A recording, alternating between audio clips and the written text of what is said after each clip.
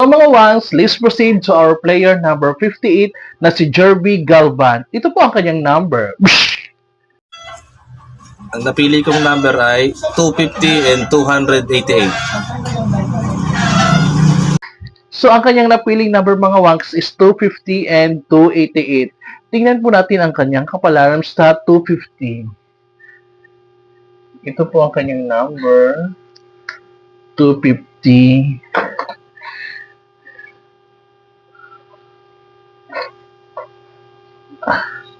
Ang kanyang nakuha number is 548. 548. 548 na nagsasabing ligwak ganern. So let's proceed to 288. Tingnan po natin ang kanyang kapalaran. 288 ito.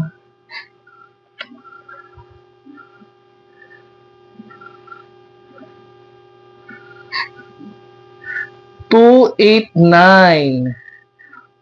nine